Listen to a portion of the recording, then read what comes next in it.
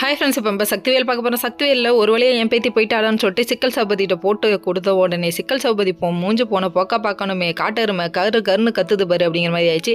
சரி, இதெல்லாம் ஒரு பக்கம் இருக்கட்டும், இருந்தாலும் எப்போ பாரு கத்துறதுன்னு சொல்லிட்டு அவங்க ஒரு பக்கம் சாப்பிட ஆரம்பிச்சிட்டாங்க. இன்னொரு பக்கம் சக்தியை கொட்ட விட்டமேன்னு சொல்லிட்டு இவங்க ஃபீல் பண்ண ஆரம்பிச்சிட்டாங்க. நம்ம சக்தி என்ன பண்ணுறாங்கன்னா, இந்த வேலைவன் காம்பான்னு சொல்லிட்டு யாராடா சொல்கிறாங்கன்னு திரும்பி பார்த்தா வேலை காமிக்கிறாங்க. ஐயோ, நல்லா கொண்டு போகிறீங்க கதையை அப்படிங்கிற மாதிரி இருக்குது. சரின்னு இதெல்லாம் ஒரு பக்கம் பார்க்க நம்ம வேலனோட செயின் கிடைச்சோன்னு இங்கே தான் இருக்கான்னு சொன்னோன்னே சரின்னு சொல்லிட்டு தேடிக்கிட்டே போகிறாங்க. போகிற வழியில் நம்ம சக்தியை பாம்பு டொபுக்குன்னு போட, எந்த பாம்புப்பா, ஜெராக்ஸ் பாம்பா, சரி போட்டுருச்சு விடுங்க நம்புங்க.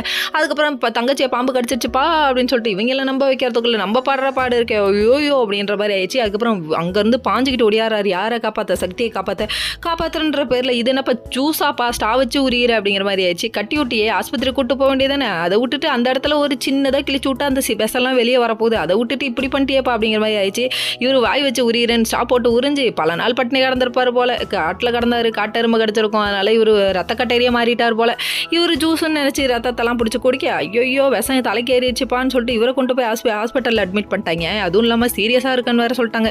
இந்த விஷயத்தெல்லாம் யார் கேள்விப்படுறா? சிக்கல் சிவபதி ஊசி பட்டாசு இருக்காங்களே அவங்க கேள்விப்பட்டாங்க. கேள்விப்பட்டோன்னு அச்சோச்சோ என் பிள்ளைய கொலை பண்ண பார்த்துட்டா அப்படின்னு சொல்லிட்டு இவங்க கதறல இருக்கே. ஐயோ, எல்லா எது நடந்தாலும் அது எப்படி மருமக மேலேயே பழைய போடுறதுல குறியா இருக்கீங்க. அது சரி, மாமியார்களோட சிறப்பே இதுதானே. இந்த இடத்துல நீங்கள் நிற்கிறீங்க, வாங்க வரே வா அப்படிங்கிற மாதிரி இருக்கு. Okay friends.